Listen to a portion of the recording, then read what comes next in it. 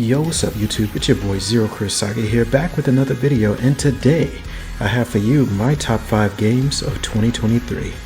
Like the last video, the rules will be the same. Number 1, I have to have played the game this year.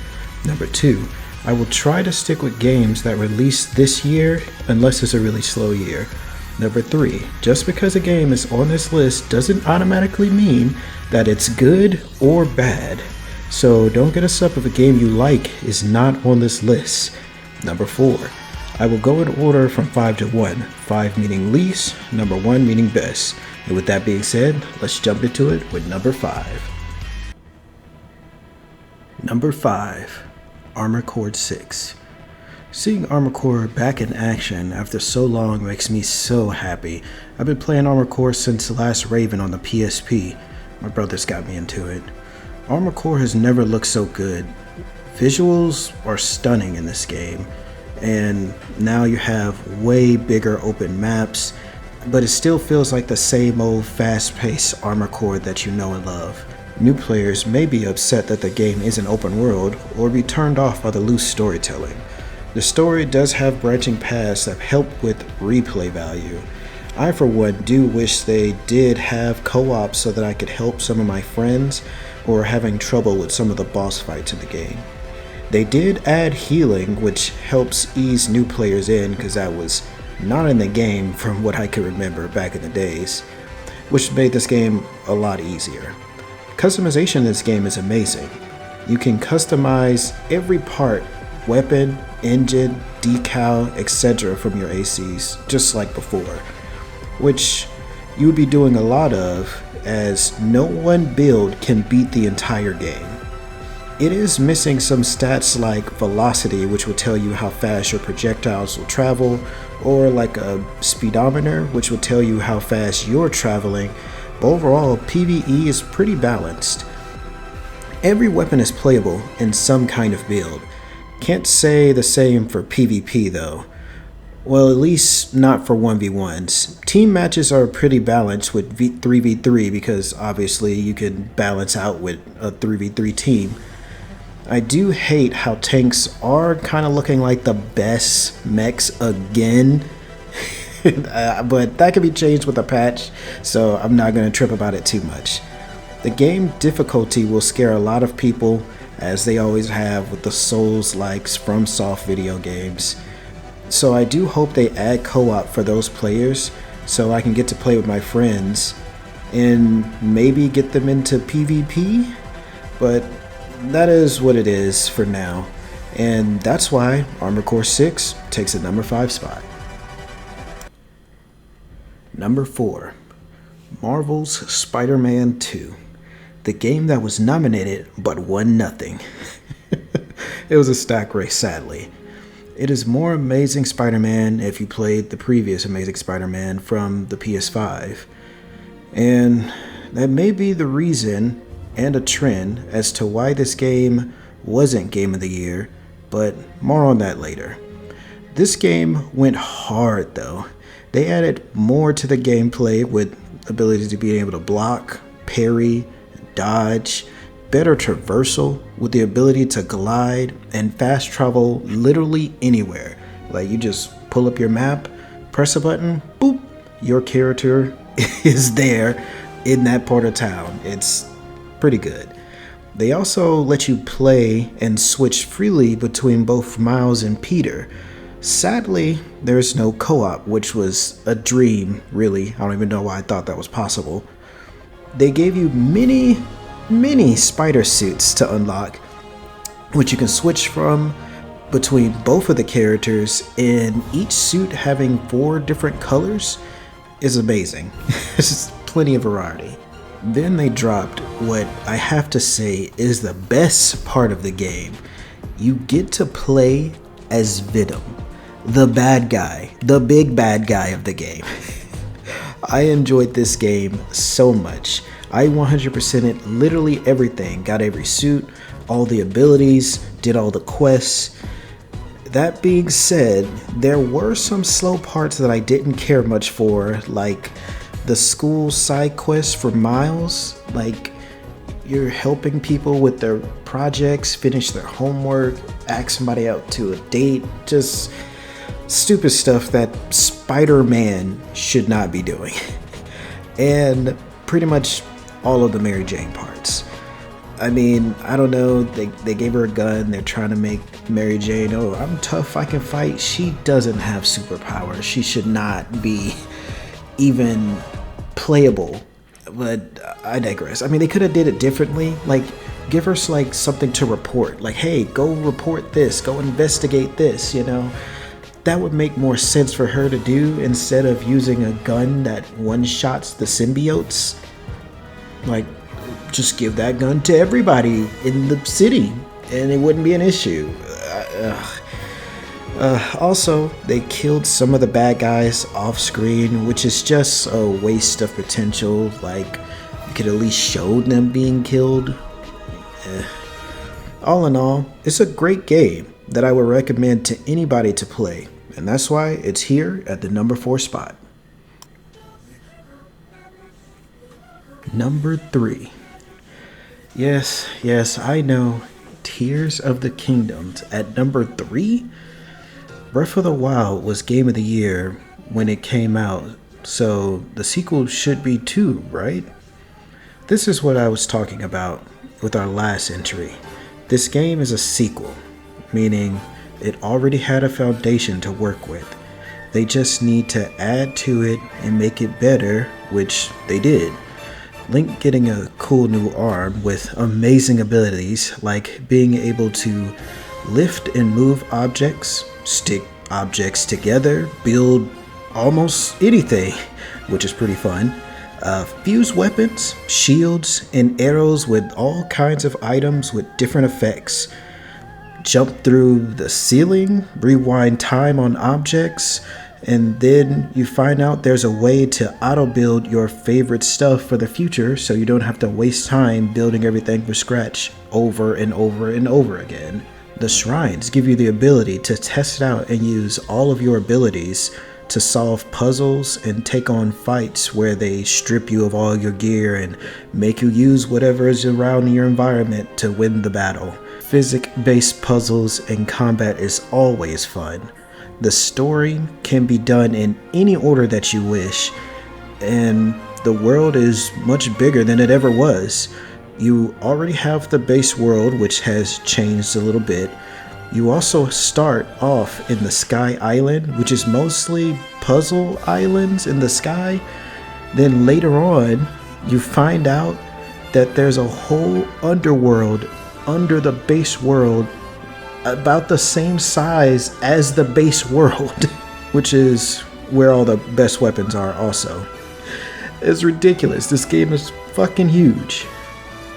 This game is big, which could rub some people the wrong way because once you pass Tutorial Island, this game is fully open to you. From the story to traversal, puzzles, even combat. I love the freedom personally. The game feels like when you reconnect with an old friend, but like I said before, this is a sequel, which comes with its problems for some people, like the fact that most of the enemies are the same enemies from the first game. I say, if it ain't broke, don't fix it. I don't want to spoil any of the story stuff in this game, but I'll give anyone who's thinking of playing this game a tip. Shit, some of you who've played this game may not even know this. If you didn't know, you cannot be one-shot in this game if you're at full health, meaning you cannot be missing any piece of any of your hearts. So this means at the start of the game, you could pretty much just focus on stamina, stay at about 4 hearts, and just make food to heal for 4 hearts, which is pretty easy to make. And you never have to worry about dying. You can save up all your food materials. This will make your playthrough so much easier from the start. So if you didn't know that, please throw me a like on this video. Sorry, I had to do it. Anyways, that's why this is on the number 3 spot. Now let's see what makes the number 2 spot. Number 2, Octopath Traveler 2. The second I started playing this game, I sat at the title screen for at least 10 minutes just listening to the music. It's so good. Oh my god, I love the music in this game. Then they added a day and nighttime cycle, which changes the music too. I mean, of course, the art in this game is beautiful. Of course, just like before. Can we please get a Final Fantasy Tactics remake with this art style, please? Please. Anyways, Octopath. Each character has their own story, and it comes together much better in the end than the last game, in my opinion. The story could feel disjointed if you take breaks from the game or you take time to grind or do side quests. Each character brings something unique to the table inside and outside of combat called path actions, which also change depending on if it's daytime or nighttime. The only problem is that some of the skills can kind of overlap or straight up overshadow each other. Like, why would I bargain with somebody when I can just steal from them? Side note, Oswald is my favorite.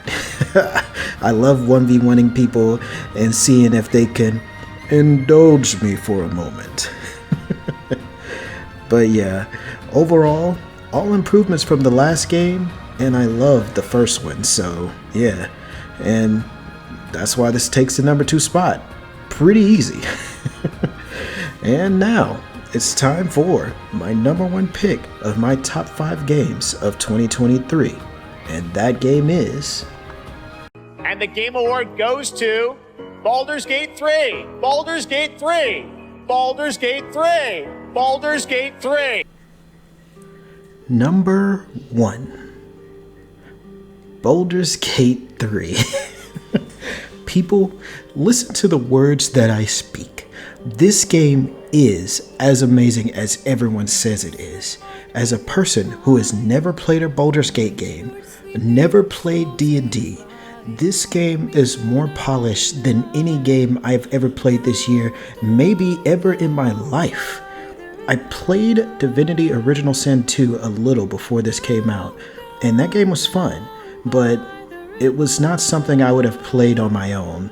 This game is on a whole nother level. First of all, let's talk about the voice acting. Not only is this game fully voice acted, thank you by the way, because I hate reading, but its voice actors are godlike. It gives every character a personality, and boy do they have personalities. You can fall in love with some of the characters, and you can even romance some of them as well.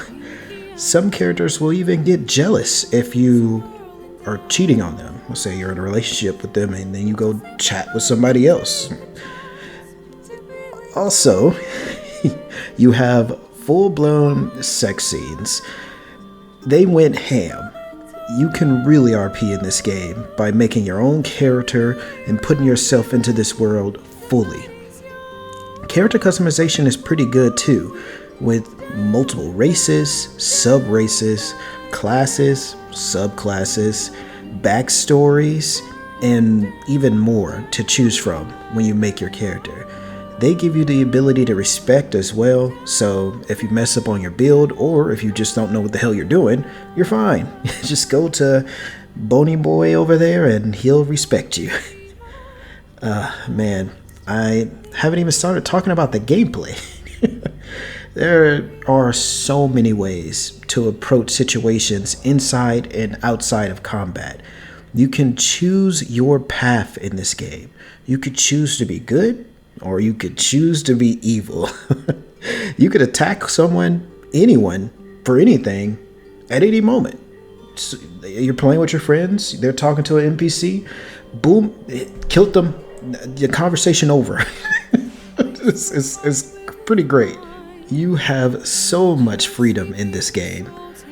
Then the game has up to 4-player multiplayer, but if you play with 3 other friends, it will be hard to romance characters due to the party cap being at 4. But even that can be fixed with mods. There's a mod that can remove the player party count limit, which they fully support. They support all their mods. I mean, not much negative things I can really say about this game. Outside of inventory management might take up a bit of time, especially if you're playing with 4 players. Also, your friends could run ahead and do story stuff without you. And of course, the game is super long, so, if you're not ready for the long haul, don't jump into this. And of course, getting together with 3 other adults with lives and kids and jobs can be hard, but that's about it. Even with that, you can just make your own solo playthrough and do whatever you want on that playthrough. Whatever mods, pick whoever you want on your team, whatever.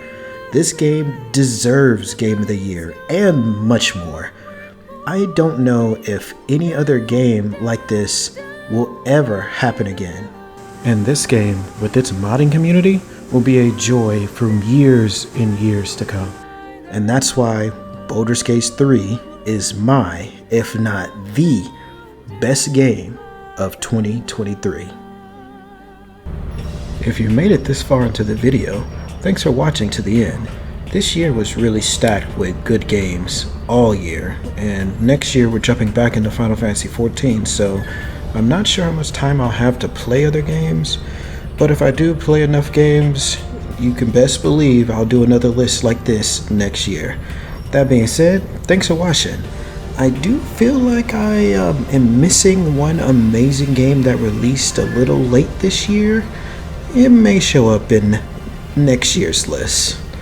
Oh well, see y'all next year.